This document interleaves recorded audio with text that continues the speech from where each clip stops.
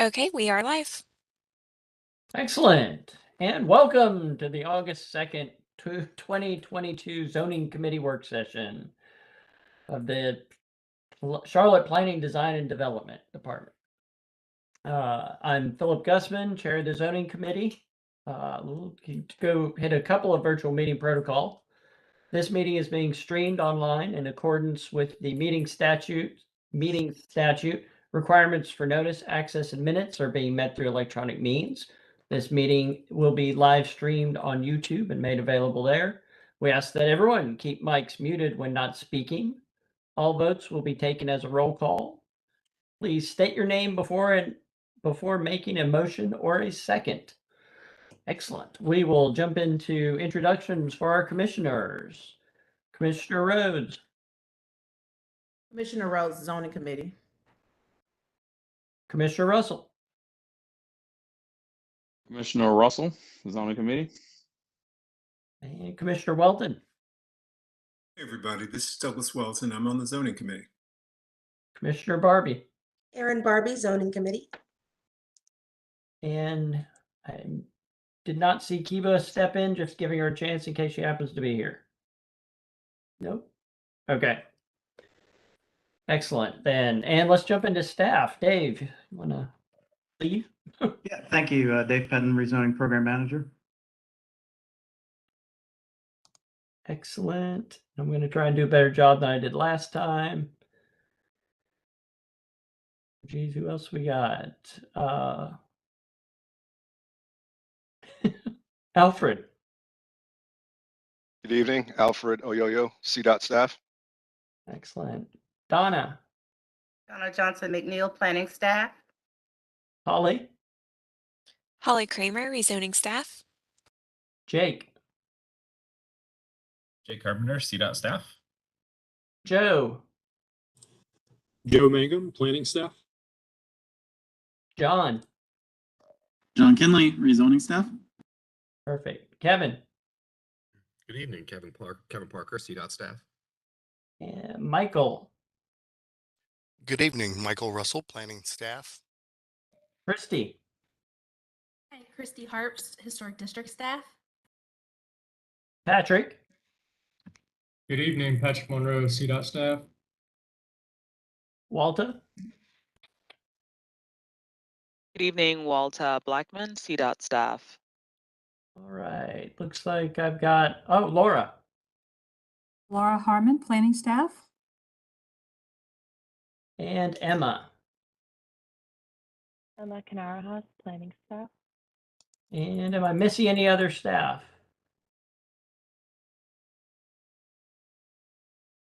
Excellent. Well, got through that. Relatively painless. All right, our first order will be an item that we overlooked at the last meeting in the interest of trying to get through that agenda. This agenda is a little bit more forgiving, so we will go ahead and like to see about getting elected a vice chair for the zoning committee. And I think everybody knows how this works. We'll be looking for nominations, and I would like to make a call if anyone would like to nominate themselves or anyone to be vice chair of the zoning committee. This is Commissioner Welton. I'd like to self-nominate to be vice chair of the Zoning Committee. Excellent. This is Commissioner Rhodes. I would like to double down on Commissioner Welton as vice chair. Okay, excellent. Goodness gracious. Well, I also was going to self-nominate, but my brother, Mr. Welton, has also wanted it. That's a tough one. Ooh, well, Douglas, why did you do that? Intrigue. Well, let's talk about it. Do you want to do it? You want to do it too? Erin, I will let you. I will defer and let you do it. How about that? I know, but I will defer too. I deferred first. Do we get to elect who's the nicest? You'll never win with that. Mr. Chair, considering the longevity of my fellow person, Mr. Welton, I will unnominate myself and support for Douglas to be vice chair. All right. Any other nominations? Going once, twice, any other nominations? Any other nominations?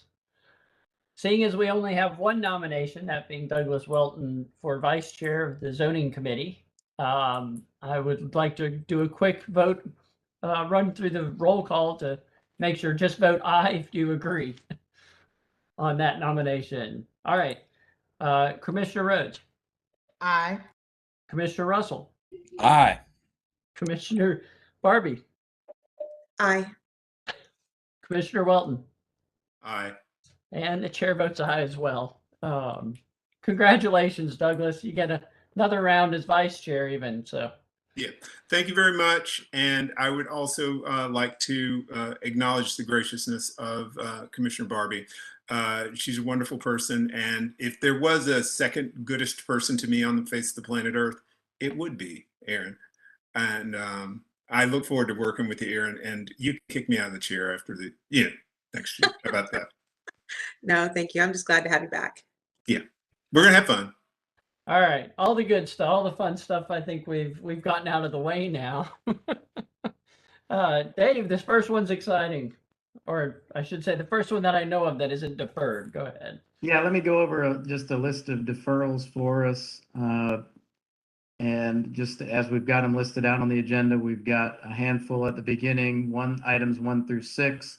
So that's petition 2021-209, petition 2021-213, petition 2021-247, 2021-257, 2021-263, and 2021-280, all requesting a deferral to August 30th. And then we've got one additional item to add, that'd be item number 8. That petition is going to be withdrawn, which we will reflect on the August 15th agenda for council for them to ultimately accept that withdrawal. But as a matter of housekeeping, that item would be deferred off our agenda as well. So that's items 1 through 6 and item number 8, all 1 through 6 deferred to August 30th. Item 8 just reflecting the withdrawal request. All right. We need a motion on those. Exactly. I'd love to hear a motion if anyone has one. Accepting those deferrals and withdrawal. This is Commissioner Welton. I will make a motion that we accept the deferrals and withdrawals as read by Dave, and we will see those petitions sometime in the future. This is Commissioner Barbie. I'll second. Excellent. Jumping right into our roll call. Commissioner Rhodes. Aye. Commissioner Russell. Aye. Commissioner Welton. Aye. Commissioner Barbie. Aye. Excellent. And consider those deferred, Dave. Thank you. And just as another quick matter of housekeeping, I did put in the chat the motion language that we go by, just so everybody can have that as a reference for those that may need a quick refresher on how to phrase the motion that we make. So that's posted in the chat for everybody. If you didn't get it, let me know. We'll send you another version of it via email while we're on the panel here. But yes, that would take us into our first item, which is item number 7, which is a bit of a unique rezoning petition. It's 2022-098. It's by the Charlotte Planning, Design, and Development Department, and it is for the establishment of a new historic district. That would be for the McCrory Heights neighborhood. So we'll wait for the presentation to pop up and we'll run through that with everybody. We do have Christy Harps on the call with us as well. So if there are any specific questions about the district or the background, any other information you need outside of what we present on our side, she's online with us and can answer any questions you may have. It would be a staff resource, so no need to suspend the rules on that for that question, because it would just be considered as staff input and staff resource for that. So with that, we can go ahead and get started on our presentation part.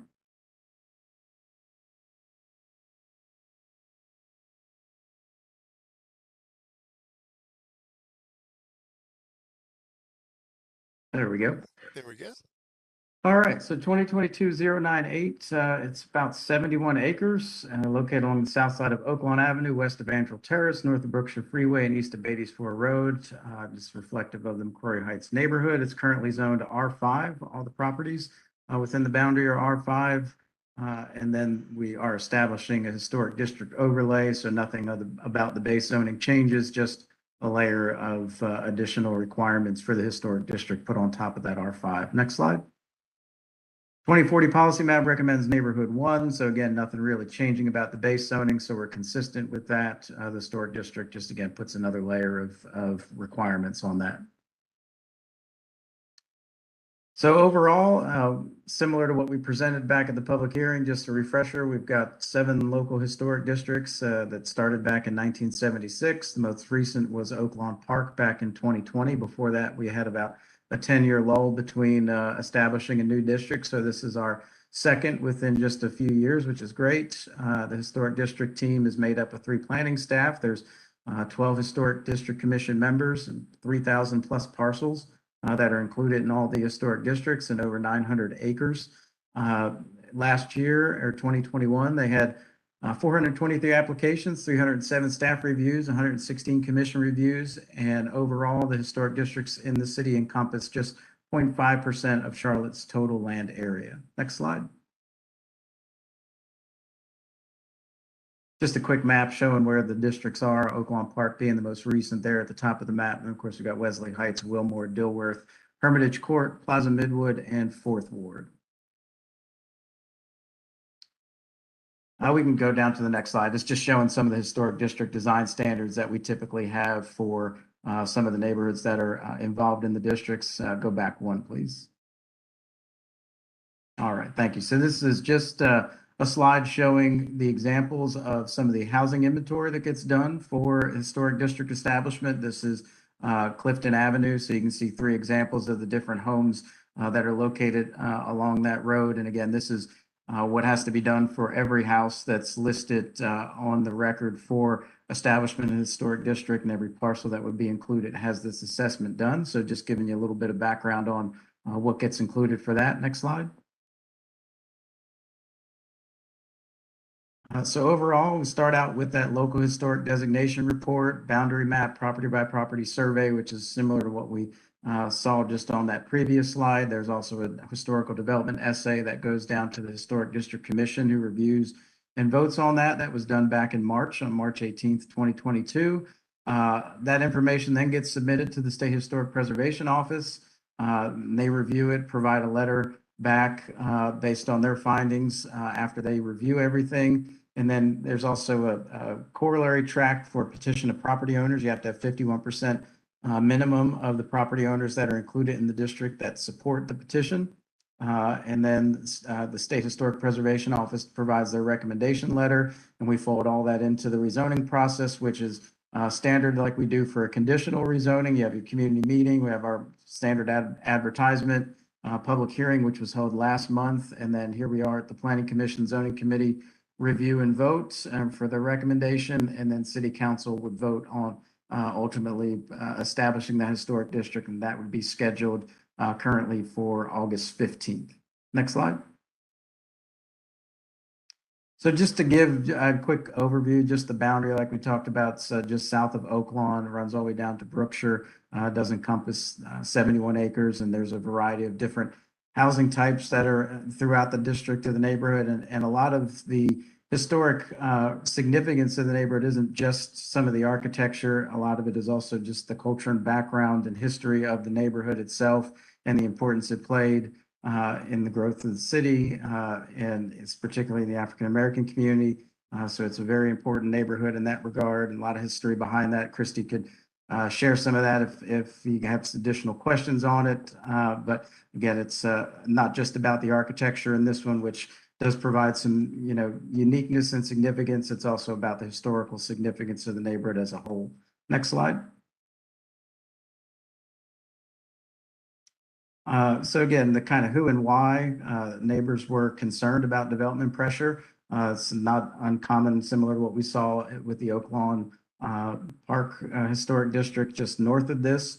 Wanted to establish some additional protections to preserve character and architecture. So the historic district overlay was a tool that was put out and taken advantage of here. And we're going through that rezoning process to potentially establish that. And again, just what does that mean to owners? It does protect all buildings in the district through that local design review, including things like new construction, demolition, painting a brick. Property owners are required to contact the HDC office before they start any work to the exteriors of homes or yards, including things like additions, windows and doors, front porches, decks and patios, etc. Some things that the designation doesn't do is restrict use, doesn't get into interior changes. So a renovation inside for the kitchen or bathroom doesn't get reviewed, doesn't require specific paint colors, doesn't require improvements or changes, and also does not qualify owners for any tax grants or tax incentives or grants. So again, it's mainly just an additional tool for, like we said, a lot of those exterior things that get done. And just to be, to clarify, things that are already in process. So if somebody's already pulled a permit for that kind of work prior to the district being established, that could continue on. It doesn't stop anything that's already been permitted. It just would be anything that would be permitted or requested for a permit after the establishment of the district. So just wanted to make sure we cleared that up. Next slide. So again, just some of the inventory. This was some houses on Oaklawn Avenue. And, you can see how we have to go through and do everything from lot dimensions to significant features of the building, who the first occupants were, what their occupation was, and then who the current owner is and all of that. So just a lot of detail goes in. And again, this has to be done for every parcel that's included in this historic district. So some great information and a lot of great work that goes into it from the HDC staff. Next slide. And this just provides a quick overview. I'll leave this slide up. I'm not as familiar with some of the importance and significance of it. Christy, if you want to jump in and talk about this slide a little bit, feel free. If you want to follow up as we get through, but I'll give you a minute if you want to jump in and talk a little bit about the background and significance. Thanks, Dave. This is just a slide showing the historical development essay. It's about 60 some pages, and it talks about, it gives it an overview summary about the neighborhood on the first 4 to 5 pages. You just want the highlights, but then it gets into all the details of down to like the women in McCrory Heights and the impacts they made. And it's just, Tom Hanchett wrote it for the neighborhood, and it's a great read. I would just encourage y'all to read it. It's on our website. I'm also glad to email it out to anyone who wants it. Thanks, Dave. Yeah, great. Thank you, Christy. Next slide. Just the signature sheet, one of the other documents that has to be submitted and provided to continue to establish the district. Next slide. And then the letter back from State Historic Preservation Office, just making the recommendation for establishing the local historic district for McCrory Heights. Next slide. And then we've got the project website. So there's a lot of great information, as Christy mentioned, on the website for the McCrory Heights Historic District. So background, history, all the inventory, any other information that's needed can be found on that. And I believe, Christy, those get maintained even after establishment of the district, correct? Correct, yes. Okay, thank you. Next slide. And just showing some examples of the info on the website. Next slide. And one more. I think that's the last one we've got for the presentation. Yeah, all right. So now to the fun part. Staff does recommend approval of the petition. As mentioned earlier, it is consistent with the 2040 policy map recommendation for neighborhood 1 and maintaining that neighborhood 1 place type. And we'll be happy to take any questions you might have. Excellent. Thank you. This is an exciting one, guys. I love seeing these come up. Commissioners, any questions or comments? This is Commissioner Barbie. I do have a question. So during the hearing, we had a lot of people who were very much for this change, as well as council. And one person, of course, had concern regarding the church not being included. So I didn't want to make an assumption that the cutout on the map was the church, but I wanted to firmly establish that that's what has happened. Yeah, if we could go back to some of those early slides. I know we've updated the maps on our end. We did work with the church, and Christy, jump in and correct me if I'm wrong, but we did work with the church and we did take out parcels that were maintained and owned by the church. This map actually may not reflect it. I don't know if we got a map. GIS. Yeah, go back one more. Okay. I think it was the maybe. I thought I saw one in here that we. This one. This Yeah, one does. it reflects it. Yeah. So staff team, let's make sure we update that for the decision slides. But this one shows this kind of yellow, leaves that one parcel along Condon Street and Washington Avenue, and the rest of those along Washington and the church that are excluded are all owned, Christy, correct, by the church that's in the neighborhood. And they've been pulled out now of the district, so they wouldn't have that overlay established on it.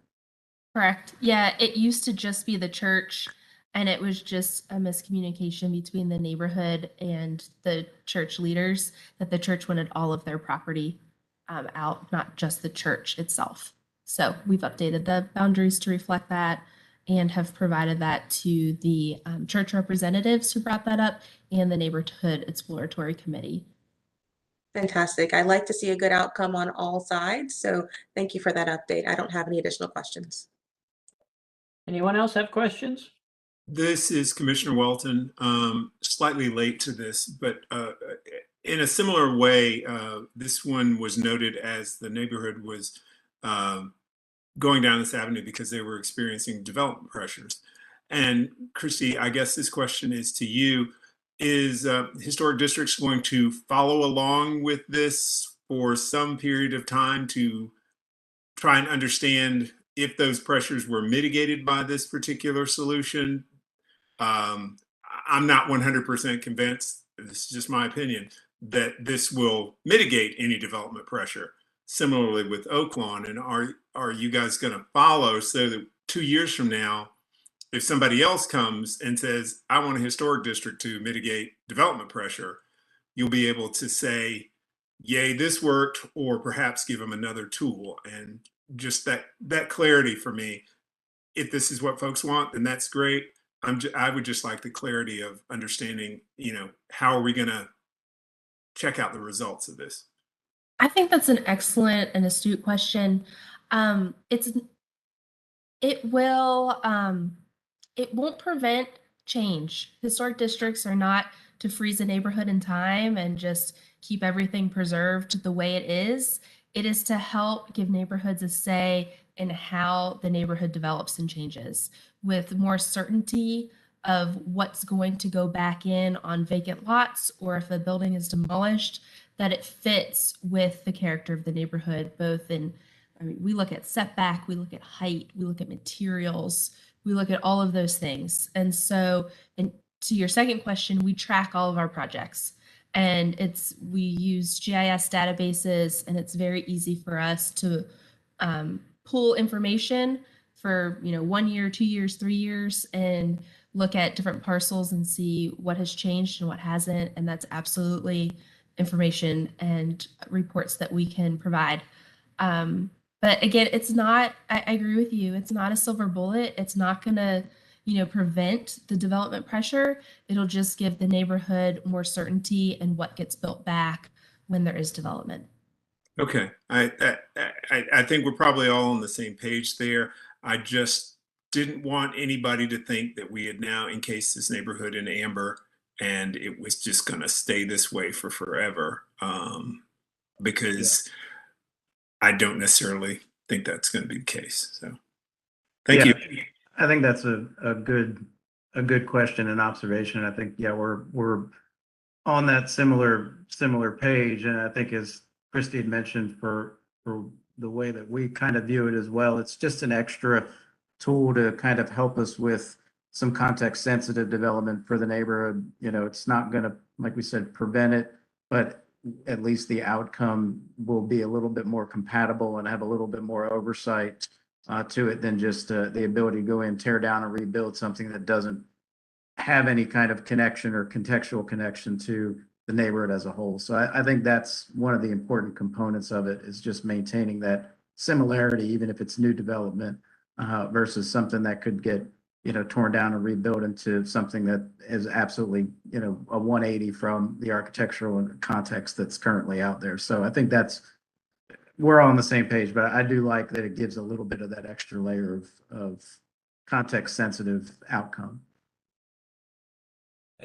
This is Commissioner Russell. I want to echo Commissioner Welton's sentiment. I don't think that this is really going to stop the development pressure, nor will it prevent a change in character. And I think that here in Charlotte, we get hung up a lot on character and how things look when we really should be thinking more about use and connectivity. I think the use is what's going to drive your development pressure, because I mean, I'm just kind of eyeballing the lots here. I don't know by looking at them, but these appear to be some modest houses and some fair sized lots. And so what I think would be a better way to alleviate some of that pressure is that if you're into having a historic district, is that if you allow smaller development to happen a little bit more unimpeded, so that the people who own these properties can use some of that equity that's been built up over time to increase their tax base and their wealth so that they're not priced out, right? So I think that's part of it. The other thing that I think we also lose sight of is the connectivity. We get caught up on setbacks and parking spaces and not thinking about how people interact with it, how they walk through the neighborhood. If I live on Patton Avenue and I have a friend on Washington Avenue, can I get there without driving? Is it safe for me to walk? Does it make sense for me to walk? And so those are the type of things that I think that we should also look at as we start talking about historic, or as we start talking about different classifications to preserve the character of an area. Good points, both. Welton, Vice Chair Welton, help me remember to bring this up at Executive Committee. I think there might be a nice debate for the commission as a whole in here somewhere. Yeah, I would if Commissioner Samuel is sneakily out there listening, I would say that this would be a great topic for us to have at our retreat, and I'll do that. Thank you. All right. Any other questions, comments? All right. As I'll just make one quick comment that regardless of its impact on the development, one of the things I've seen our historic districts do, in some of our neighborhoods at least, has done a really good job of helping draw the community together and help it define its identity, and feel like the people who live there are part of something special. And I've found that helps breed better, more passionate homeowners and residents to participate honestly in their community. And I think that's one of the nice benefits of the historic districts system the way it works now.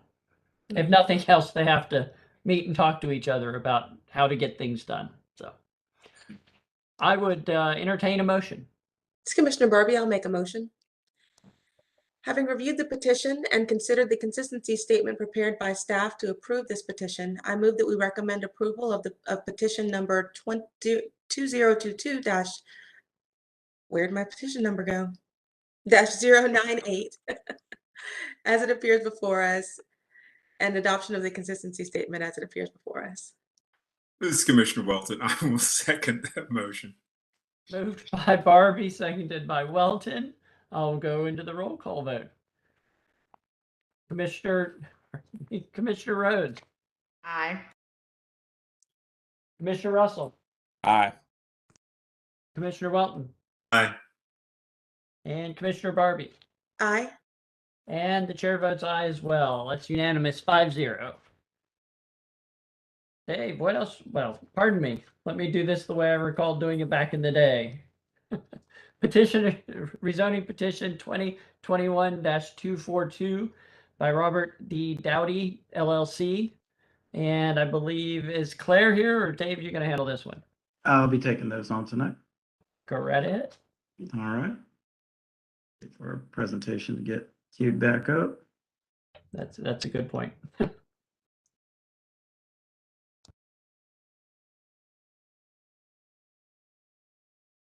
All right, 2021-242. It's about 0.19 acres. It's in the No Down neighborhood located at 35th and McDowell Street. It's just north of Charles Street. Next slide. And next slide. Currently zoned R5. They're proposing a mud optional. And the policy map, we can go to the next slide. Policy map does recommend neighborhood 1 place type for the site. Next slide.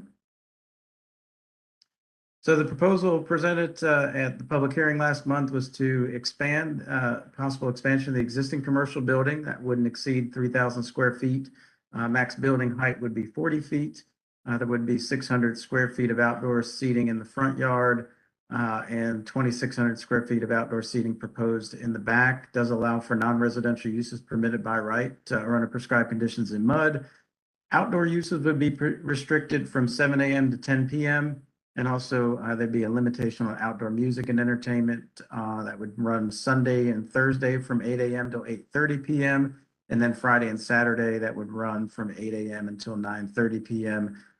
So we'd have some restrictions on when some of those outdoor music and entertainment opportunities would occur. Does commit to a 10-foot landscape screening along the area abutting the single family adjacency. Does commit to transportation improvements for construction of an ADA compliant ramp at the corner of 35th and McDowell Street. And then improvements to the sidewalks and planting strip where feasible. We do have some existing trees and existing streetscape in the neighborhood. We'd have to kind of work through and work with, but we'd try to work that out again where feasible. Optional provisions would include things like existing building to remain, but may be modified as shown. The building may be replaced in a materially similar form to the existing structure. And then if that building was permanently removed or redeveloped, we'd have to rezone the parcel to something else once that would occur. Does request parking spaces be reduced to 0 and allow some changes to existing parking. Currently, it's just some front pull-in spaces off 35th. They're requesting to not have any parking requirements. Does also state that the petitioner shall not be required to meet parking and screening requirements. Again, not a huge issue if we're doing away with those, but that would pertain mainly to the existing parking that's along the front of the building that may be maintained for a small period of time, or but eventually, hopefully, that would be transitioned to that outdoor dining area out front. Building renovations may encroach into areas labeled on the site plan as outdoor seating. Existing sidewalks would remain with no new planting strips or curb modifications required. And then the existing building would be exempt from MUD setback requirements. Any additions or new buildings would comply with ordinance standards. Next slide.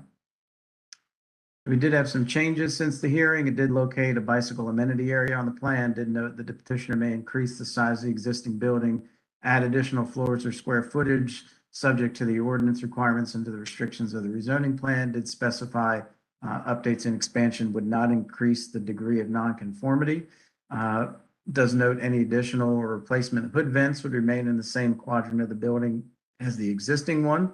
Also noted that any ventilation or fan associated with food and beverage uses would not be located adjacent to single family uses. Does note, again, live amplified outdoor performances shall be further limited to the hours of 12 p.m., which is noon, until 8:30 p.m., and shall only be allowed on Friday through Sunday. And then any days that are designated as federal or state holidays during the week. So, a Labor Day or the 4th of July that falls midweek, they would be allowed to have that from 12 p.m. to 8:30 p.m. So that gave some further restrictions to what was previously presented on the last slide. Did add an optional provisions that in order to facilitate the retention of the existing building, petitioner would commit to a setback of 10 feet from back of existing curbs on both 35th and North McDowell. Also added language stating that in order to preserve existing building, the mature oak tree on the adjacent residential lot and provide for bike parking areas, that the area indicated as bicycle amenities shall not be required to have a planting strip or landscape screening. And also specifies that existing sidewalks may remain until the building is expanded by more than 25%. So staff does recommend approval of the petition. As we did at the public hearing, we do have an outstanding issue related to transportation and environment to get resolved. Feel like those would be able to get worked through between now and decision. It is consistent again with the 2040 policy map for the neighborhood on place type. Neighborhood on place type does allow for adaptive reuse and ongoing reuse of non-residential elements in the neighborhood on place type. So this would qualify under the neighborhood one as an adaptive reuse that would be envisioned as a possible outcome. So it is consistent with that overall place type for, again, neighborhood one. So with that, we'll take any questions that you may have. Questions, ladies and gentlemen? This is Commissioner Welton. A simple one, Dave. Bike amenity area, is that specified? I know in one of those tables somewhere it says you have to have X amount of parking for this X, Y, or Z. And I was trying to look through the site plan here real quick and I could not find it. So I just figured I'd ask, is it specified exactly what that is? And I only do this for my biker friends because they will ask.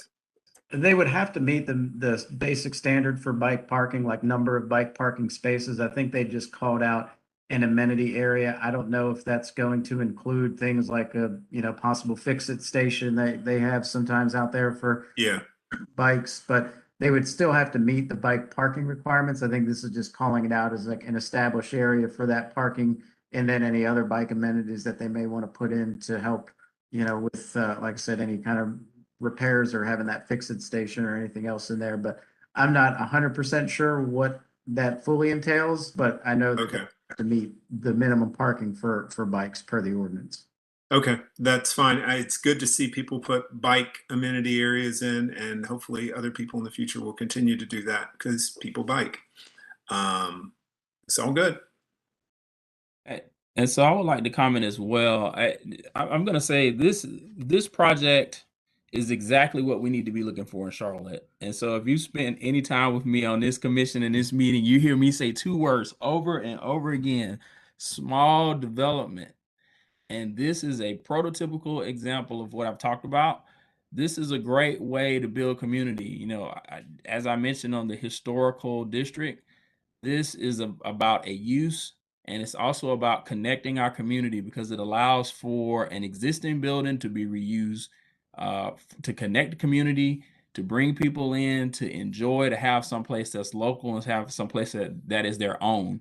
And so I want to give kudos to staff for recognizing that and not applying a bunch of onerous regulations for parking, for setbacks, for all those things that good planning says you should do, but they really just end up hampering projects like this. So, as you hear me talk about that, these are the type of projects that I'm looking at. These are the things that I'm saying that we need to embrace more of in Charlotte and be more inclusive in Charlotte, and to really think about how we can build our community in an organic way. This petition does that. Anyone else?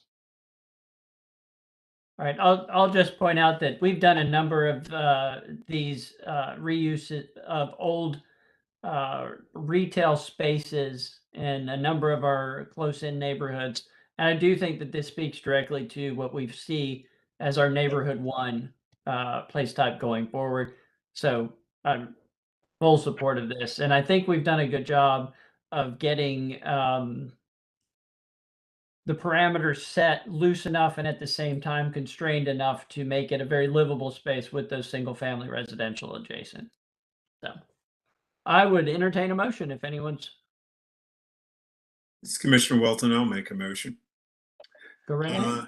Having reviewed the petition and consider the consistency statement prepared by staff to approve this petition, I move that we recommend approval of petition number 2021-242 as it appears before us, and adoption of the consistency statement as it appears before us. Commissioner Rhodes, I second. Moved by Welton, seconded by Rhodes. I will jump into the roll call. Commissioner Rhodes. Aye. Commissioner Russell. Aye, enthusiastically. Commissioner Welton. Aye. And Commissioner Barbie. Aye. And the chair votes aye as well, enthusiastically also. So that passes 5-0, unanimous. And, oops, I gotta turn the page. Went back to paper this time. Rezoning petition Number 2021-252 by WP East Acquisitions. And Holly? Thank you. This site is just a little over 3 acres located at the southwest intersection of Siegel Avenue and East 10th Street, north of Central Avenue and east of Interstate 277. The existing zoning is B2, general business, and it is proposing to go to TOD NC. This will be right along the proposed Silver Line and adjacent to the Central Avenue station for the Silver Line. But it's also within a 1-mile walk of the Sunnyside station. Oh, you can go ahead, sorry. The policy map recommendation for this site is Neighborhood 2. It is a conventional petition, so there's no associated site plan. It is inconsistent with that policy map recommendation for neighborhood 2, but due to its adjacency, not only to the Silver Line station, but the existing Gold Line station, we believe that this is an appropriate location for TOD development that further encourages the pedestrian and transit connections that will be right along this site. So the approval of this petition would revise the adopted future land use from neighborhood 2 to neighborhood center, which really establishes an appropriate transition from the community activity center and other neighborhood 2 areas that are right next to this site into the neighborhood 1 areas that are just to the south of the site. I'll take any questions. Excellent. Any questions? Comments? Holly, this is Commissioner Walton because I'm on a tear of asking questions tonight because, well, you know. It is adjacent to the adopted route for the Silver Line as of the old route or the new one that they came up with recently. And if this question may have been asked at the public meeting, but I don't know the answer to this. No, that's a good question. It was a recent change. This was actually on a different path that it wasn't considering TOD in its beginning stages, but CATS reached out to the petitioner and was working closely alongside them and sharing their plans for the Silver Line station. So it was decided that TOD would be a better fit based off the new alignment of the Silver Line, and it's going to be right along that Central Avenue station. And I think that Petitioner is working with CATS in their future plans to make pedestrian connections to that light rail station. Okay, I knew where the Silver Line was going, and then there was a change, and so I wasn't quite sure where it was still going. But I trust that you all know where it's going, and well, CATS certainly does, and I trust them.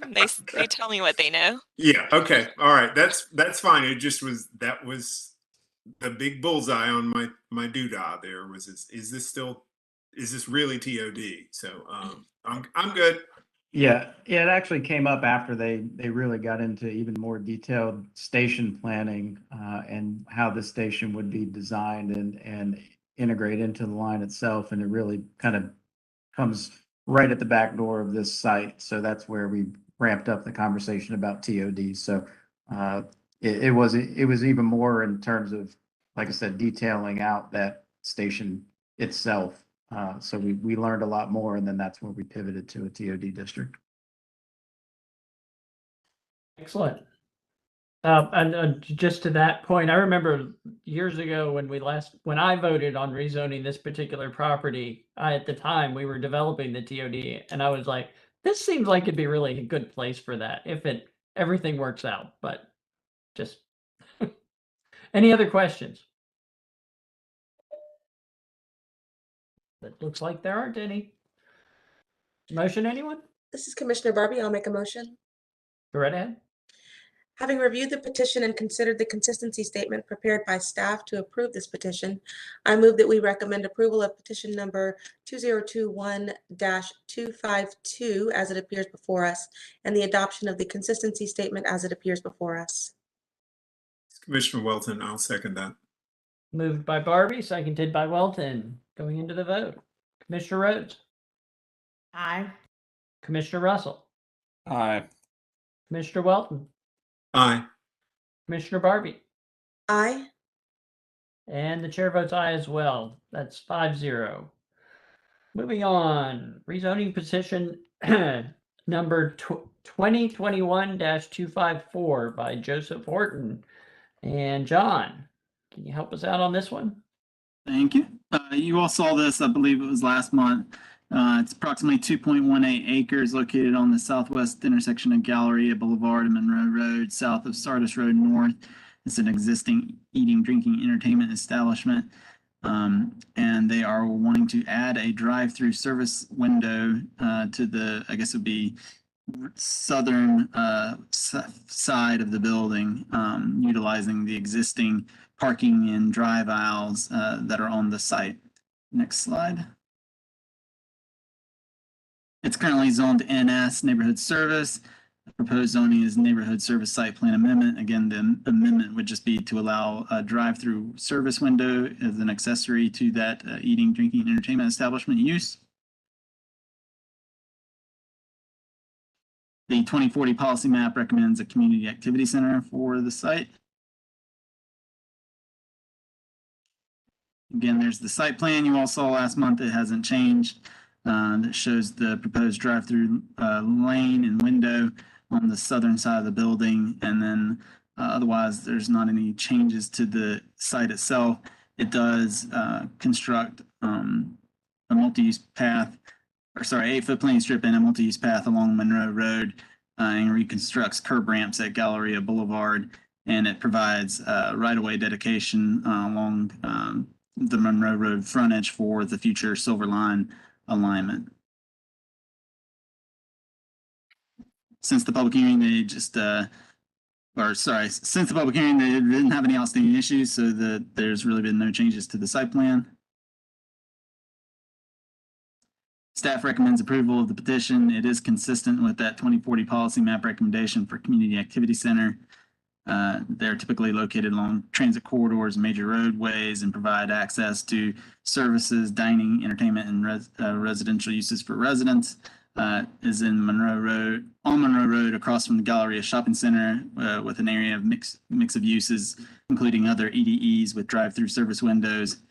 The existing EDE use and layout accommodates this additional drive-through service window without a reconfiguration of the parking and drive aisles.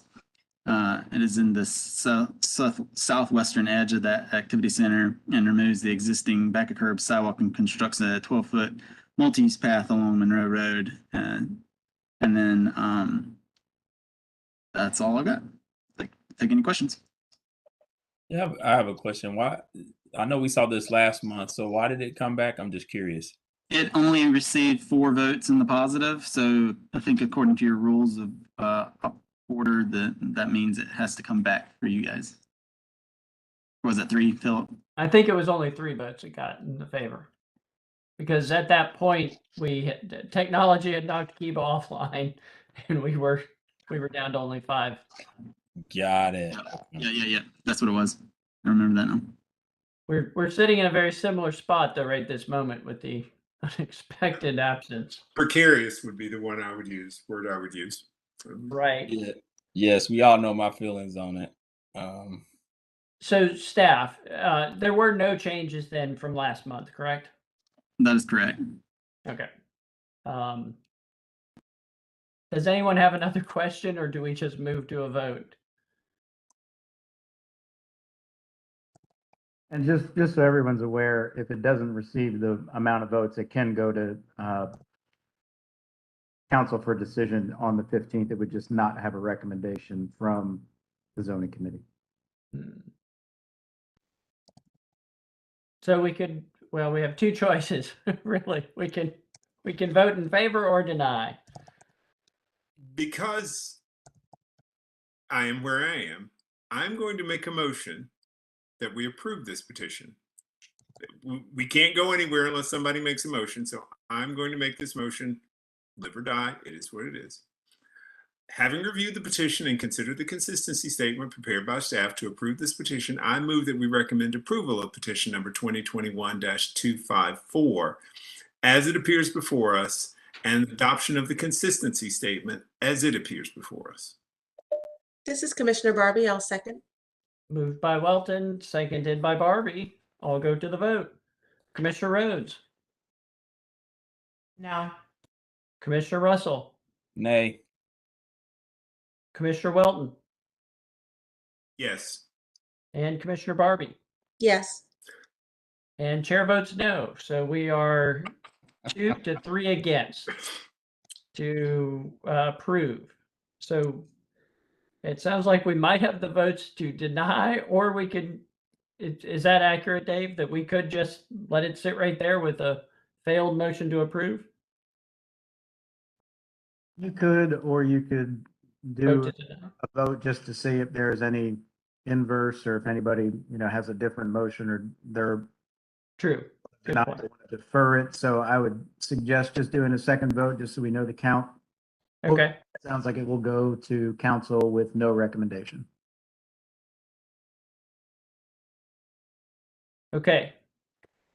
Does anyone like to make another? That motion does not pass. Does anyone like to make another motion on this one? A different one, perhaps?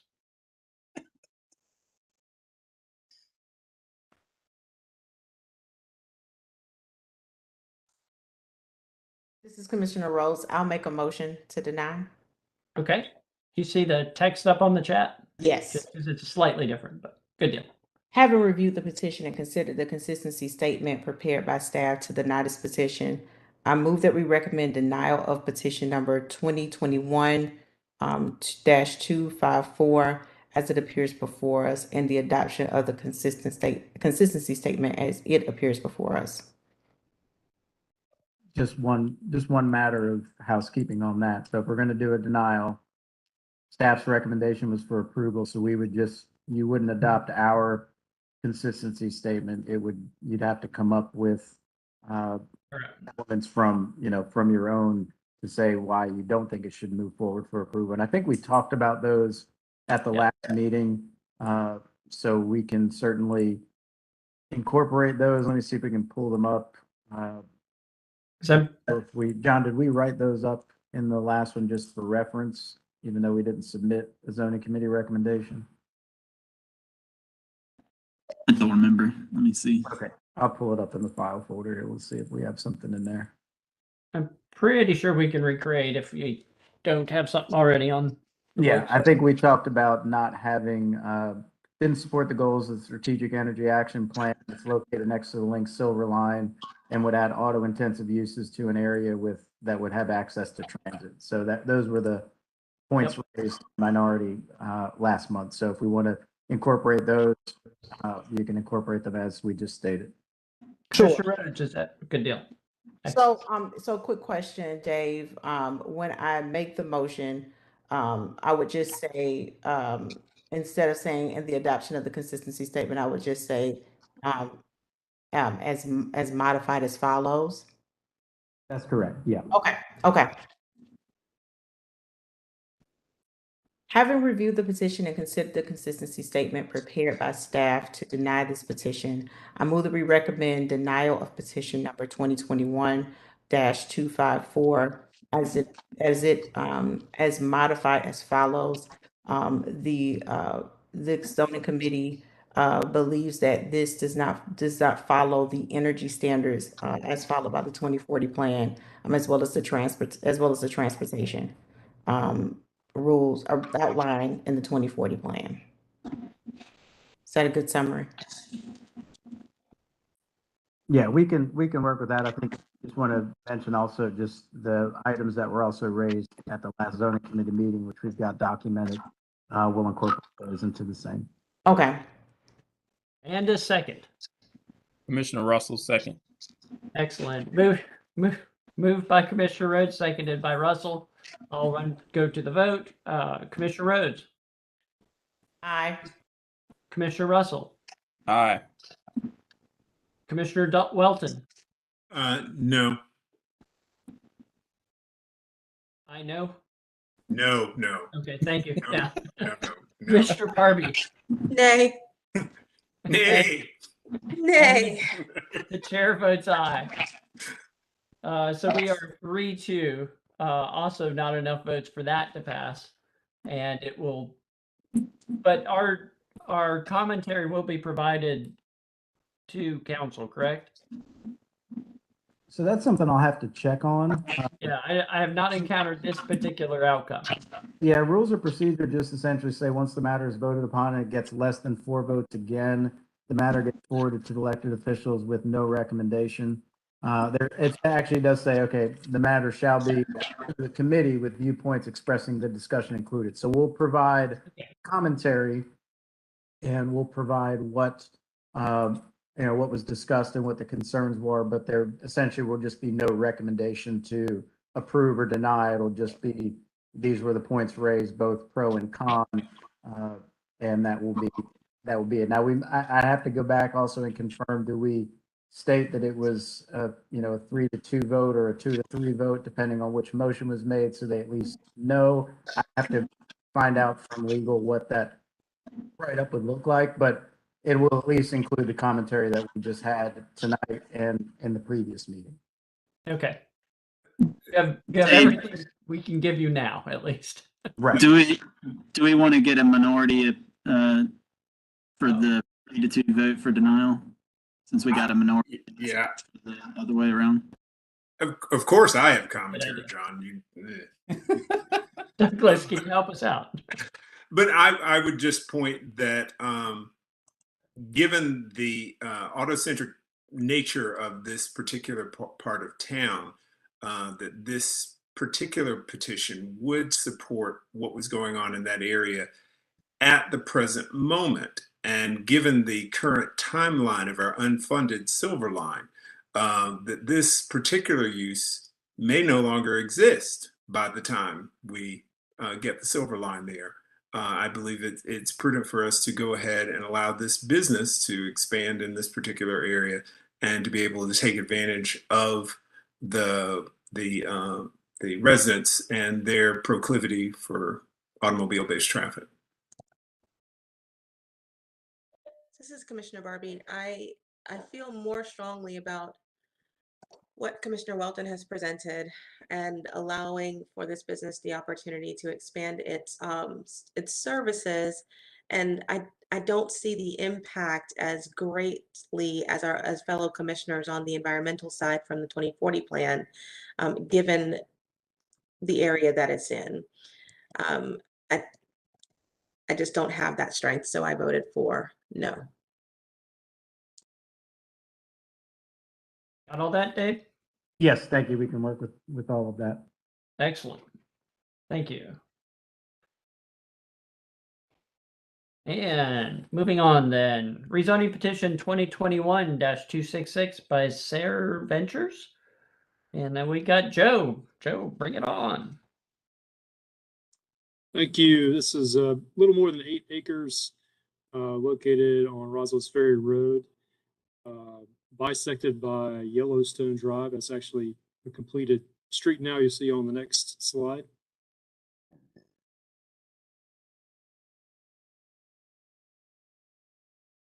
Property is currently zoned. Most of the property is I1, and then the little triangle of pink at the top is B2. Proposed zoning is UR2CD. The 2040 policy map recommends innovation mixed use for the site. The proposal is for up to 95 single-family attached dwelling units at 11.69 DUA. Building height would be limited to 52 feet. 6% of the units would be reserved for a period of 10 years for monthly rents restricted for households earning less than 80% AMI. Allow for the additional building and units to be added if the existing greenway easement is relocated. Commits to providing 8-foot planting strip and 8-foot sidewalk along all public street frontages. Dedicates and conveys 28 feet of right-of-way from the center line of Roswell Circle to CDOT. Also commits to preferred architectural standards, including prominent pedestrian entrances, fronting public streets, pitched roofs, and recessed garage doors. Limits detached lighting to full cutoff type and 16 feet in height. Also commits to some improvements at nearby Martin Luther King Park. including pressure washing the sidewalk, stairs, rails, benches, and basketball goals, sanding and repainting benches and rails, as well as resurfacing the basketball court and replacing the nets.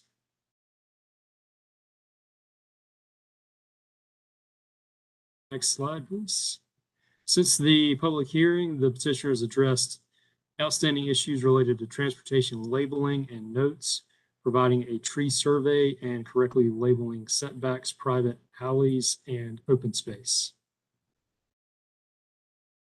There remains one outstanding issue regarding providing the appropriate amount of tree save. The petitioner has been proactive. They provided another revised site plan that's not officially accepted for this meeting, but they will be submitting it following this meeting.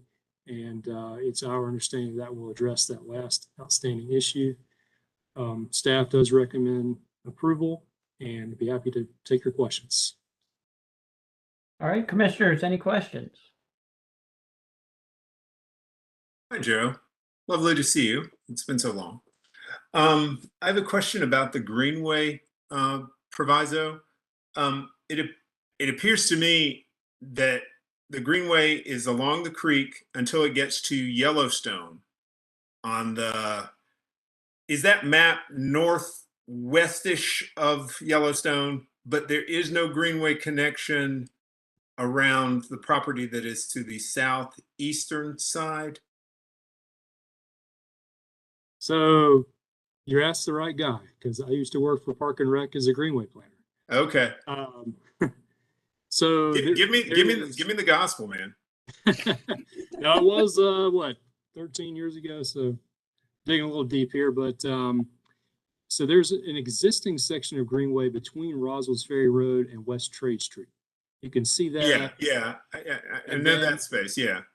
And then it follows the sidewalk and crosses Roswell's Ferry Road, and will follow Yellowstone Drive to this future section going through the site. It's my understanding it's also will extend in the future south to MLK Park, which is essentially across the creek at the southern end of the site.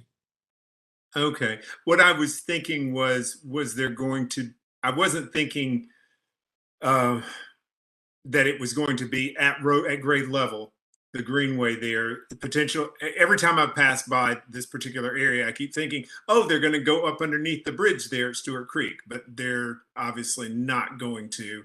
And you just continue along up Roswell's Ferry, you catch Yellowstone, and you'll catch this new segment of the Greenway, which will take you a few hundred feet.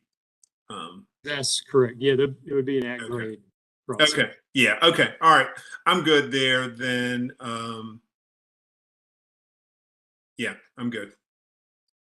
So a little less than Greenway bit, but that happens. I understand. I'm not criticizing that. I'm just. Yeah. I mean, you know, it will. I will pretend I'm Will. There's connectivity here. Yeah.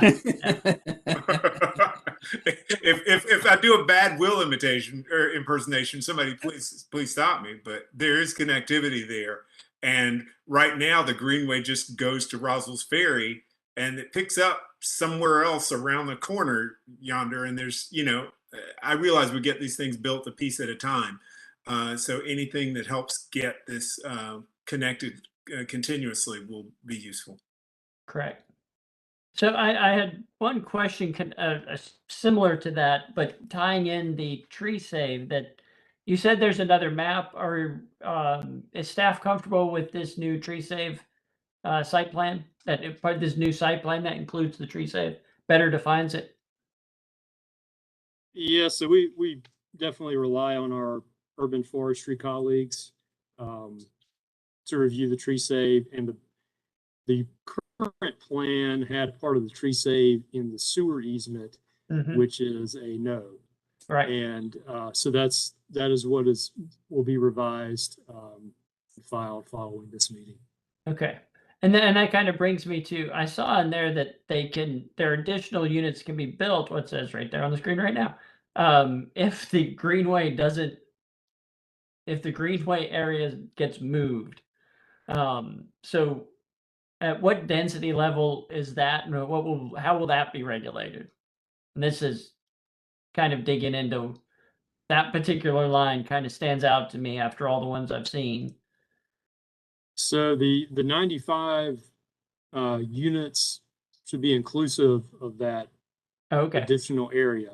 What happened is the petitioner had worked with the county and had given an easement, or either the owner had worked with the county and had given an easement that goes a little bit beyond the county's typical 100-foot swim buffer is what they ask for.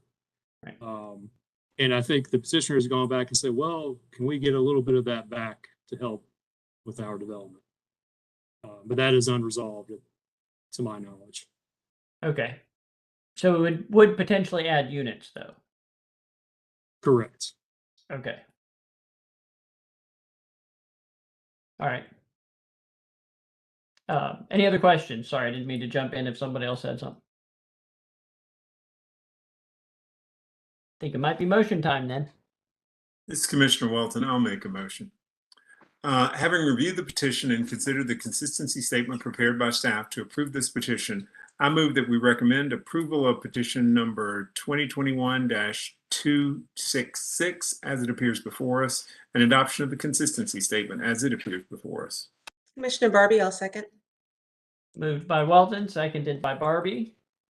Commissioner Rhodes. Aye. Commissioner Russell. Aye. Commissioner Welton. Aye. And Commissioner Barbie. Aye. And chair votes aye as well. That passes 5-0. Moving on to rezoning petition 2021-273 by Hutton ST21 LLC. And we're back to John. Thank you. This is 1.66 acres on the south side of Waylong Drive, west side of Idlewild Road, and west side of Margaret Wallace Road, north of Mitworth Avenue. There's a existing shopping center there with a Harris Teeter and some other associated kind of retail and service uses. The parcel that we're talking about is vacant. It was an out parcel. It's been cleared of trees. It's currently zoned neighborhood service, and the proposed zoning would be B2 conditional or general business conditional. And the 2040 policy map recommends commercial for the site. The proposal would be to allow a car wash, an automatic car wash with one building up to 4,600 square feet, and vehicular access would be from the site's internal basically the shopping center's internal driveways. The petition would basically take the existing bike lane that's along Idlewild Road, bring it onto the site via a multi-use path that would extend down to basically almost to the intersection. There's one parcel that's between this site and the intersection that it wouldn't change, but basically it brings the multi-use path pretty much down to the full frontage of the site, and then it provides a minimum of 846 square feet on the northern end of the property for replanting, as it currently has no trees. And then it provides architectural standards related to specification of allowed exterior building materials and expanses of blank walls and roof design and screening.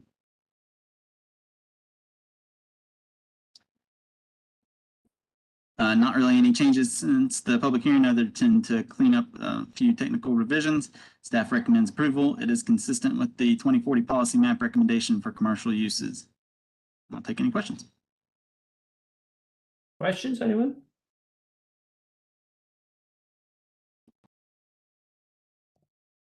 I do like the connectivity there for Commissioner Russell. I'll entertain a motion if anyone has anything else. Doesn't have anything else. This is Commissioner Barbie. I'll be happy to make a motion. Excellent. Thank you. Having reviewed the petition and considered the consistency statement prepared by staff to approve this petition, I move that we recommend approval of petition number 2021-273 as it appears before us, and the adoption of the consistency statement as it appears before us. Commissioner Welton, I'll second that motion. Moved by Barbie, seconded by Welton. Commissioner Rhodes, Aye. Commissioner Russell, Aye. Commissioner Welton, Commissioner Barbie, Aye. and the chair votes aye as well. See, I can vote for auto-centric uses. Wait, All right. has someone stolen the chair? Is he not? It's a fake chair. We got to recount. I'm not Spencer, though. All right, moving on. That passed 5-0, in case I didn't say that yet. All right, moving on. Item 14, rezoning petition 2021-276 by Mccraney Property and Company, or Property Company. Back to Joe. Thank you. This is just shy of 45 acres located the southwestern corner of the interchange of I-85 and I-485, just west of the airport.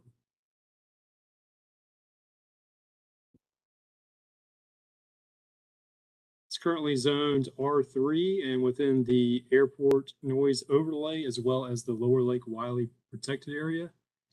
Proposed zoning is I1CD, maintaining those overlays. 2040 policy map recommends the commercial place type for this site.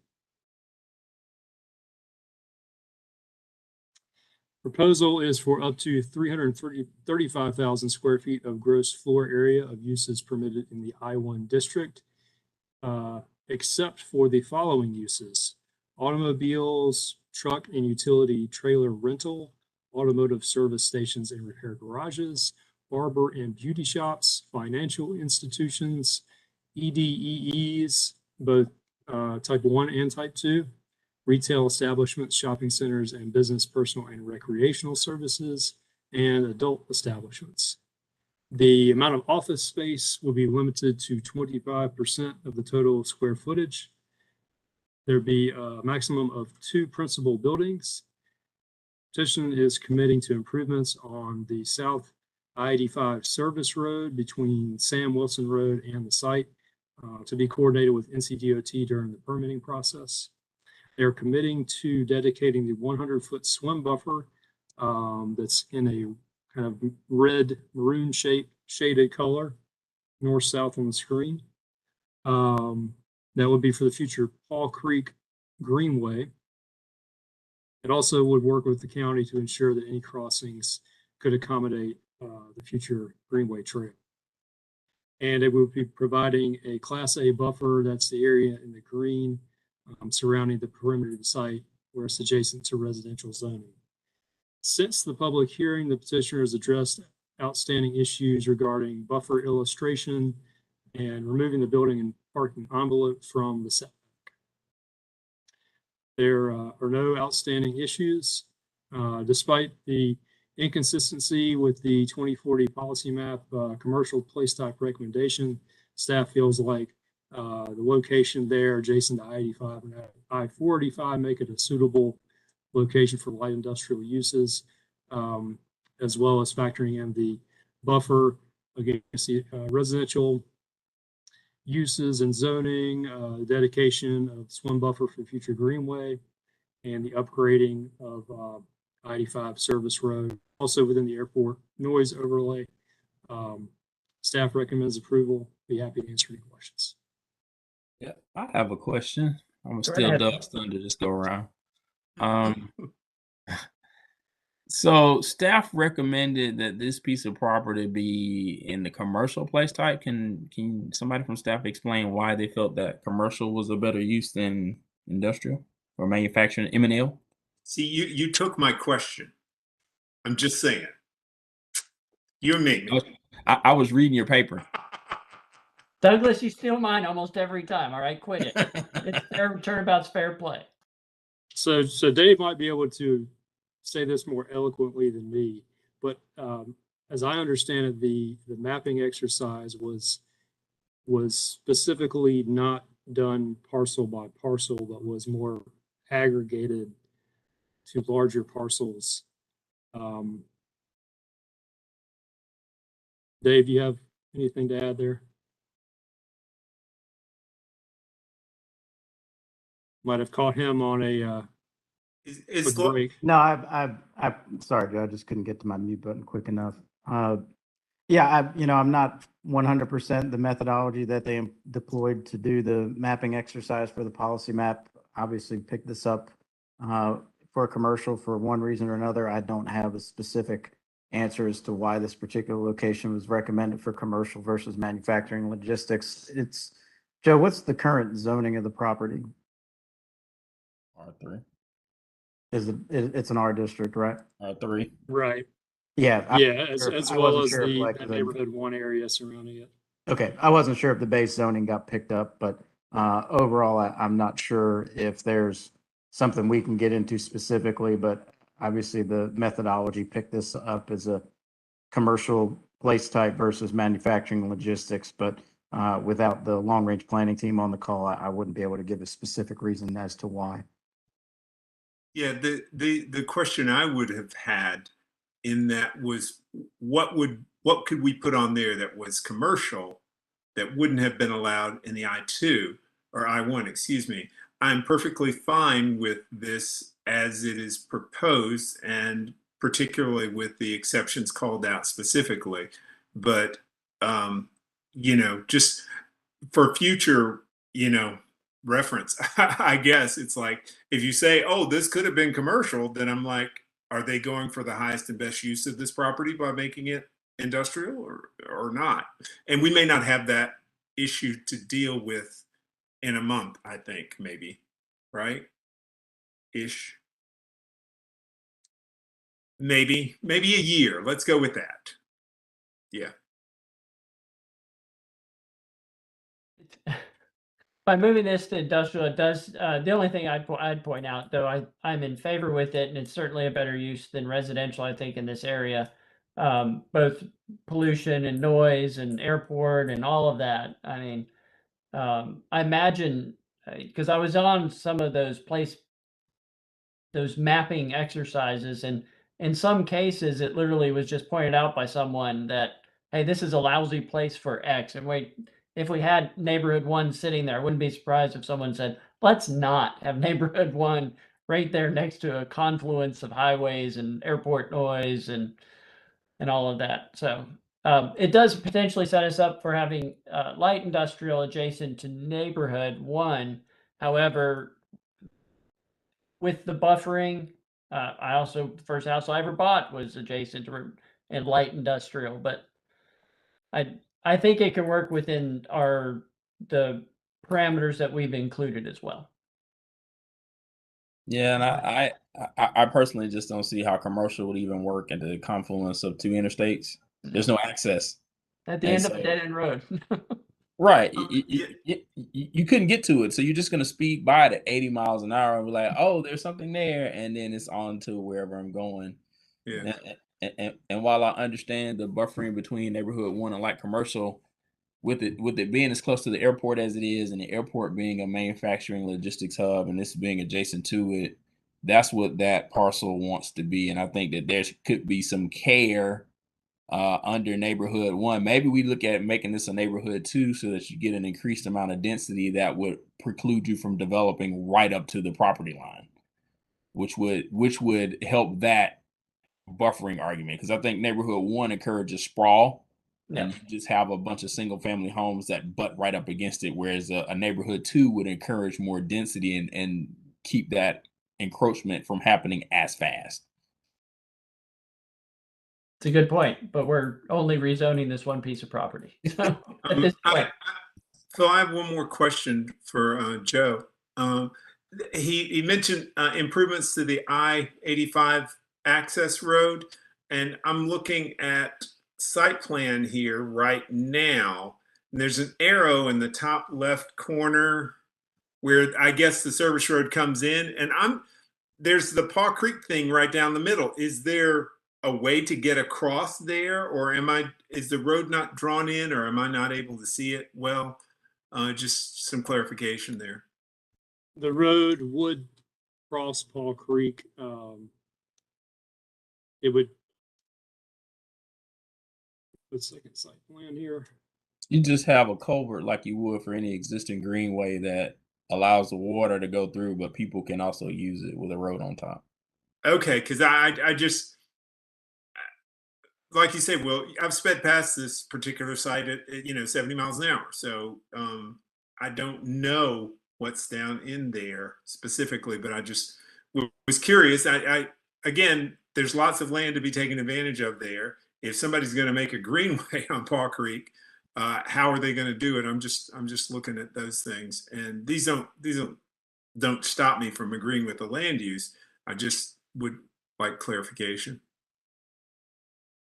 So a previous iteration of the site plan showed the access road kind of running parallel to I-45. Okay. Right of way near the top of the site. Yeah. But yeah, there would, as Will stated, there would have to be a culvert, or, I mean, if they're going all the way under I-45, that's gonna be a long stretch. Yeah. It just isn't clear to me. We'll just pretend that I'm having a less than bright moment and looking at this, and maybe somebody else, when folks vote on it from council, they'll be able to see it very more clearly. Not that I ever have less than bright moments, please. Put that out of the way. Do I have a motion? I think we've debated well and thoroughly. This is Commissioner Welton. I'll make a motion if I can find the chat. Having reviewed the petition and considered its consistency statement prepared by staff to approve this petition, I move that we recommend approval of petition 2021-276 as it appears before us, and adoption of the consistency statement as it appears before us. And a second. Commissioner Russell, second.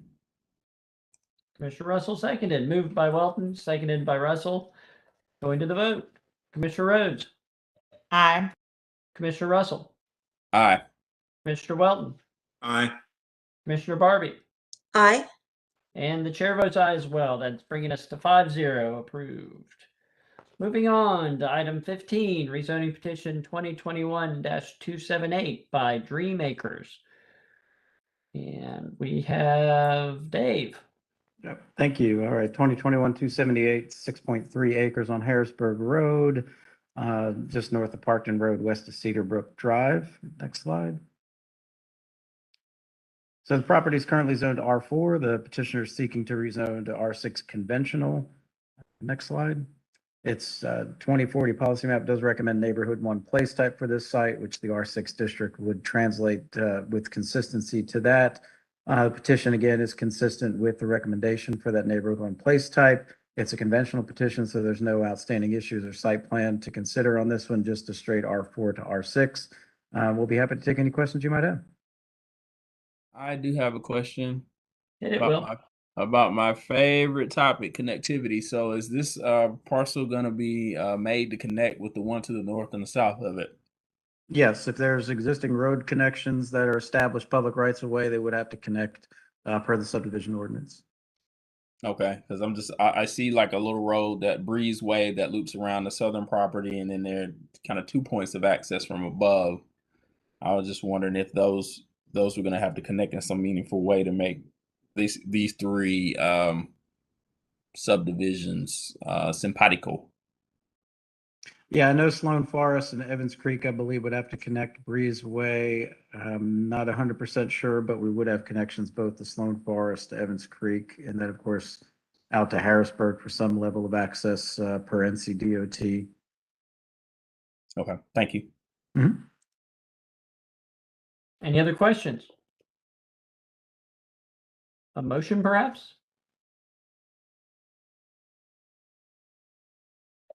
This is Commissioner Barbie. I'll be happy to make a motion. Excellent. Thank you. Having reviewed the petition and considered the consistency statement prepared by staff to approve this petition, I move that we recommend approval of petition number 2021-278 as it appears before us, and adoption of the consistency statement as it appears before us. And a second? Second. Second. Moved by Barbie, seconded by Russell. We'll go into the vote. Commissioner Rhodes. Aye. Commissioner Russell, Aye. Commissioner Barbie, Aye. Commissioner Welton, Aye. and the chair votes aye as well, bringing us another unanimous 5-0. Is approved. Moving on to item 16, rezoning petition 2021-283 by Lane Cloninger. And we are with Michael. Welcome to the call, Michael. Thank you.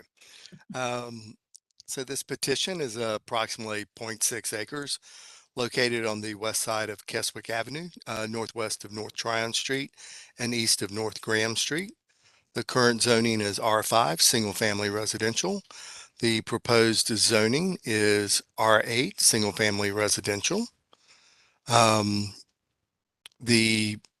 petition is consistent with the 2040 policy map recommendation of the neighborhood 1 place type. So this is a conventional petition. So it proposes to allow all the uses in the R8 single family zoning districts for those 3 parcels there. There are no outstanding issues, and staff does recommend approval of this petition. Thank you. Thank you. Any questions? All right. I'll entertain a motion if anyone has one. Commissioner Welton, I'll make a motion. Welcome back. Having reviewed the petition and considered the consistency statement prepared by staff to approve this petition, I move that we recommend approval of petition number 2021-283 as it appears before us and adoption of the consistency statement as it appears before us. Commissioner Barbie, I'll second. Moved by Welton, seconded by Barbie. Moving into the vote. Commissioner Rhodes. Aye. Commissioner Russell. Aye. Commissioner Welton. Aye. Commissioner Barbie. Aye. And the chair votes aye as well. Another unanimous 5-0. Moving on to number 17, rezoning petition 2022-001 by White Point Partners. And we're with Holly on this one. Thank you. This site is just under 3 acres located on the west side of Yancey Road, and it also has those parcels highlighted in yellow on the south side of East Peterson Drive. The current zoning is R8 as well as I2 transit supportive optional. The R8 portions are there along the south side of East Peterson Drive, and that I2 portion is along Yancey is one of the OMB buildings. OMB is just to the north of this site. The policy map does recommend a community activity center for a majority of the site, the portion along Yancey Road, but the petition itself is inconsistent with those parcels that are recommended for neighborhood 1. If you could just go back real quick to the last slide. Okay. Most of those parcels between South Tryon and Yancey, as I mentioned, including a large majority of the OMB site, were rezoned to TOD-NC as part of the 2021-076 petition and 2021-067. So we're seeing an overall shift in this area to TOD-NC. The parcels along the south side of East Peterson were recommended for Community Activity Center at the time that the policy map was being made to reflect that shift to TOD-NC within the 2021-076 petition. So this petition, if approved, would change the recommended place type of those parcels along East Peterson Drive to be consistent with the rest of the area going to Community Activity Center. Staff does recommend approval, and I'd be happy to take any questions. Thank you. And we might need to go back to the map, but any questions? Hearing none, I'll ask I know every now and then we get multiple parcel rezonings and whatnot. Seldom do they quite span so many different things. Normally when we're patching together some parcels, it's a little more, I don't know, the same. So it's still quite patchy in here. This just is another step to getting this entire area to be in this neighborhood. I mean, pardon me, NC neighborhood center designation. Um, and I know it's standard, but this just confused me a little bit on why this industrial space is being rezoned at the same time these residential are. Is there anything that makes more sense to me, would make more sense to us? Yeah, so I will note, and I should have pointed out earlier, 21076 is the same petitioner as 2022-001.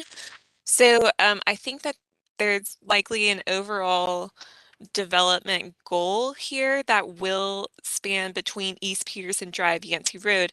Now, for the parcels that are still not pending TOD-NC or current TOD-NC along the south side of East Peterson, I think that's a reflection of the property owners that the petitioner was able to get consent from. And I know that they were working pretty closely with all of the property owners on the south side. And the last I heard, that one parcel that will be the only one in between TOD-NC, if approved, supported TOD-NC in the area, but just wasn't wanting to sign on to the petition itself. So, and I can get more clarity from the petitioner and follow back up with you on that. We also have them on the call, the petitioner's agent, but that's as far as I knew. So this was just reflective of the timeline and when they were able to work with the property owners to get TOD-NC on those sites. Okay. That did provide some clarity. Thank you. I think I understand. Yeah, I'd be curious to see where this is headed. So if there is any clarity you can send me later, that's fine. I don't think it changes my vote at this point or anything. So any questions? Yeah, I have a question. And Holly, it appears to me on the map that the TOD-NC goes through the building that is the OMB building. And I think I was under the impression that that whole swath of property had been turned into TOD-NC at some point in time. And obviously, that is, if this map is correct, that is not quite the case.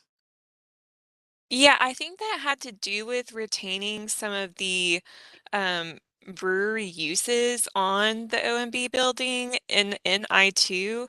So if, and I'll try to get more clarity on the actual lot line and why a portion of it was included. Again, it's a conventional petition, so if there's a site plan that explains this, I just don't have it. But I will ask the agent team to get more clarity since they are the same ones that worked on the 2176 petition. I'll try to get more information on that specifically and why. Go ahead. The parking lot is back there, and I could see how but you know, from this map, it appears as though it kind of dissects the building. If the line is in the parking lot and not in the parking lot, then I am understanding of what is trying to be accomplished there. It was just all of a sudden I looked up and it's like, wait a minute, that's going through the building. And so just a little confusion on my part. And so I'm maybe less confused now, possibly. I hope so. I think so. Sorry. I think I'll also check to make sure it's not just the mapping being off. But again, I'll follow up with an answer to that question as well as more clarity on the timeline for how these parcels hopped on the different petitions. Perfect. Thank you. I mean, it does. Thank you. Yeah.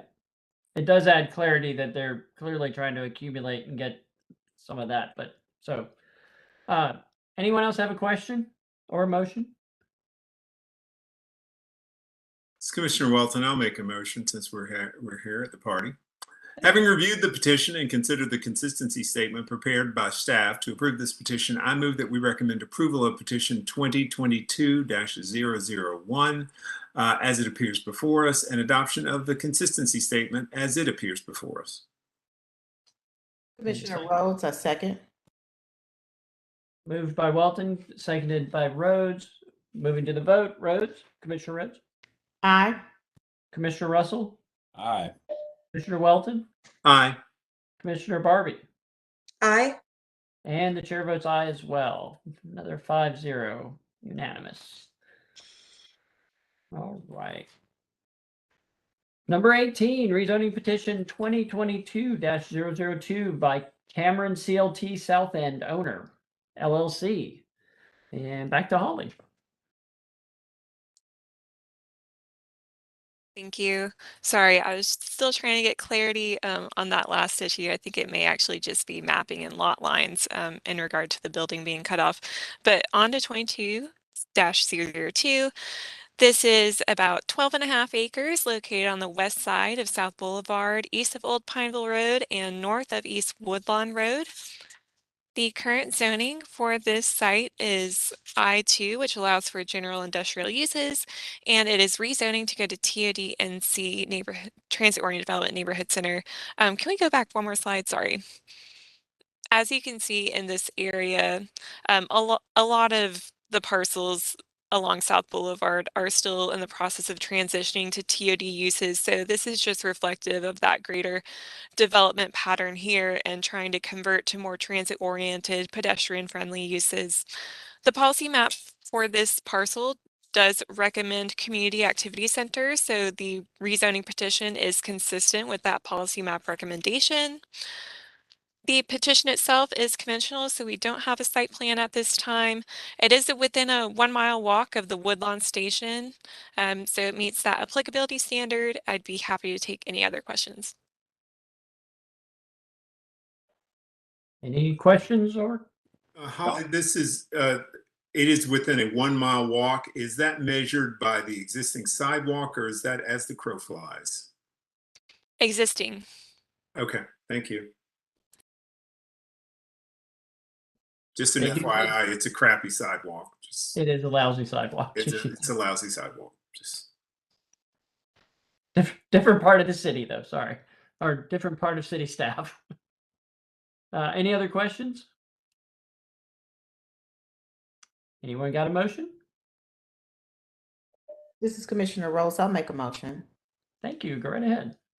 Having reviewed the petition and considered the consistency statement prepared by staff to approve this petition, I move that we recommend approval of petition number 2022-002 as it appears before us and the adoption of the consistency statement as it appears before us. It's Commissioner Barbie. I'll second. Moved by Rhodes, seconded by Barbie. And moving to the vote, Commissioner Rhodes. Aye. And Commissioner Russell. Aye. Commissioner Welton. aye. And Commissioner Barbie. Aye. And the chair votes aye as well. Another 5-0 unanimous. Item number 19, rezoning petition 2022-019 by Chris Ognenrind. I understand our mayor's problem sometimes during meetings. And we'll be going back to Holly. On a run here, Holly. Last one. This site is approximately 3.74 acres located on the west side of South Tryon, northeast side of Presley Road, and east of Interstate 77. The existing zoning on this site is B2, general business. There's an operating Econo Lodge on the site, and it is proposing to go to TOD-NC Transit-Oriented Development Neighborhood Center. The policy map recommendation for this site is commercial, so TOD-NC would be inconsistent with that place type recommendation due to the auto-centric nature of the commercial place type and some of those uses that it allows that would not be compatible with TOD-NC. But as you can see, it's directly adjacent to Community Activity Center and other areas and other parcels in this area converting to TOD zoning districts. Staff does recommend approval of this petition. I will note that it initially went to public hearing in May, and the petitioner in the meantime has been deferring in order to work on, I apologize. a relocation assistance action plan, and they are working on that in conjunction with the Crisis Assistance Ministry, as well as 4 other local nonprofit partners. So that's just in recognition of some of the residents there that are living there long term and trying to put a plan in place so that any rezoning of the site is being sensitive to their needs. And I'll be happy to take any questions. Thank you for that. We did get some communication about that. And I'm respectful that they're paying attention to the needs of that particular property. Any questions? Not necessarily a question. I'm back here that what could go in there is a commercial, and my copy of the UDO is laying on the other side of the room and too heavy to lift actually. But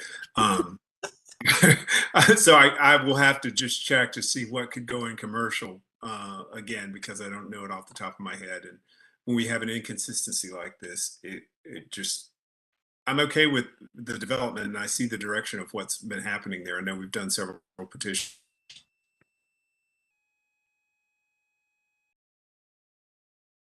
Oh, he froze. Did you freeze there on the end there? Oh, I was the frozen one? I thought you guys were all frozen. Okay, well, we in a stayed. freezing way. I'm good with this. Douglas has to do some reading in the UDO. Yay. Okay. Yeah. Holly, you don't have to recite the UDO after all, so thank you. I mean, I have the place types pulled up if you would like me to. The inconsistency I'll note is again more representative of what commercial place type is intended for, and the access that it would get to the site is more auto oriented. So you'd like it to be easily accessible and have parking available. So it doesn't necessarily support the pedestrian infrastructure that we would prefer in TOD and C. So the incompatibility there is really to do with the goals, and then some uses in commercial that may be supported that wouldn't necessarily in TOD and C. Thank you, Holly. You are a fine person, the best person on the call. And I appreciate your vigilance there. And anyone have a motion? As a problem maker, I will have a motion. Thank you. Having reviewed the petition and considered the consistency statement prepared by staff to approve this petition, I move that we recommend approval of petition number 2022-01. Oh, and you froze. Could you please repeat that? I need you froze again. Did I freeze yet again? At 01, you stopped. Can we? My goodness. I'm going to do this again and hopefully not freeze up. If not, I'm going to go to someone else. Having reviewed the petition and considered the consistency statement. This is Commissioner Barbie. I'll take it. Thank you. I'm frozen again, aren't I? Yes, I'll take it on your behalf, Commissioner. Please take the bullet for me, Aaron, please. Having reviewed the petition and considered the consistency statement prepared by staff to approve this petition, I move that we recommend approval of petition number 2022-019 as it appears before us, and the adoption of the consistency statement as it appears before us. This is Problem Maker Junior, second. Thank you. Thank you very much. Moved by Barbie, seconded by Russell. Going to the vote. Commissioner Rhodes. Aye. Russell. Aye. Welton. Barbie. Aye. And the chair votes aye. Thank you for getting your vote in, Douglas.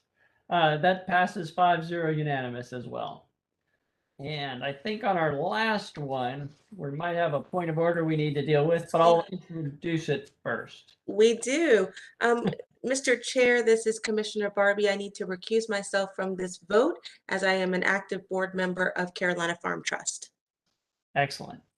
I think we need a motion and a vote of the remaining 4 of us to accept her recusal, just to make this proper. Would anyone care to make the motion that isn't freezing? This is Commissioner Rose. I make a motion. Motion by Rhodes. I move that we accept Commissioner Barbie's recusal for petition 2022-054. Excellent. Thank you. And a second?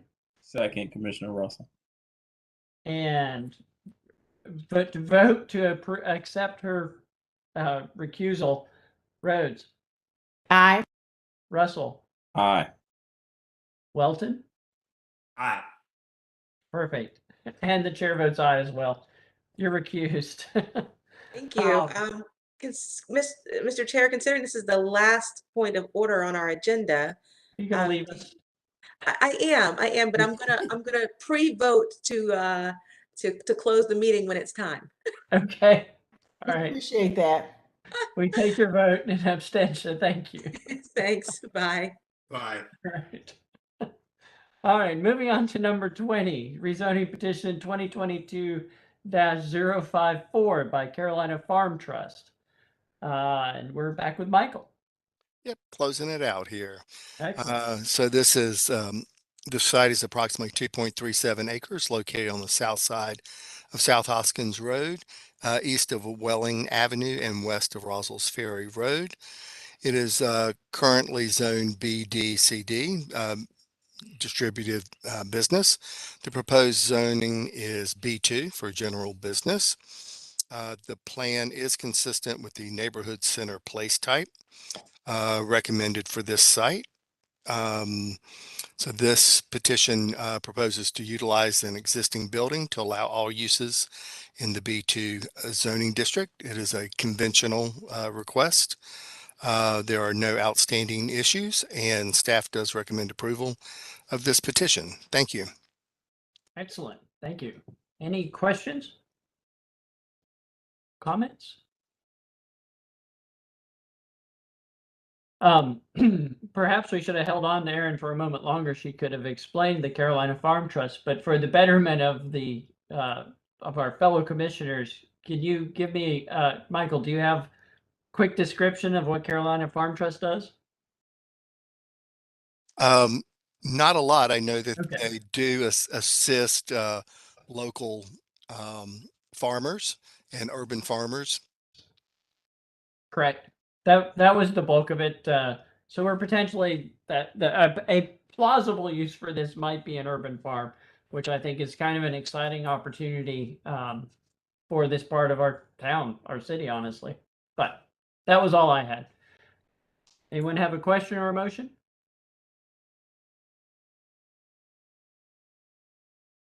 I'm not saying much. Okay, because Erin's not here to motion, so I'll make the motion. thank you very much.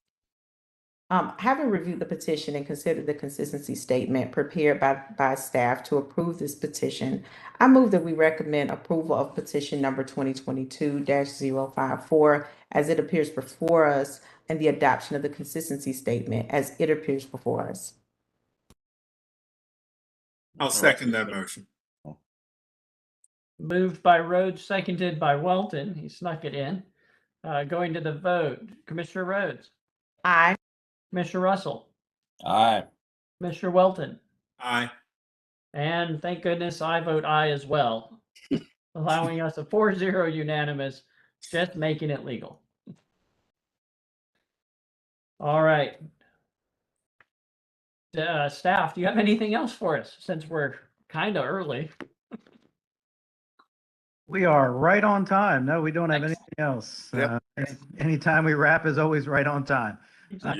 No, we don't have any other items for consideration this evening. Just thank everybody for their time, and we'll look forward to catching back up with everybody. We've got our meeting on August 15th. Please attend. We'll be back in person for that meeting with full council. So if we'd like to start getting back into in-person attendance for zoning committee, please feel free. We'd love to have you join us in council chambers. And then, of course, we have our follow-up meeting after that on August 30th. And we're all paying attention to the big vote on August 22nd. So I appreciate everybody's help this evening. Excellent. Thank you, David, and all the staff. Good job, everyone. Thanks for dealing with our little questions and whatnot. And anyone have a motion? This is Commissioner Welton. I will move that we adjourn or just freeze up and permanently. I don't know. Second. Motion is made just to end the meeting or just freeze. Okay. Yeah. I'll accept that motion as an adjournment and I'll assume if anyone's against that, they'll yell rapidly right now. Nope. Okay, good. I think we have ascension. This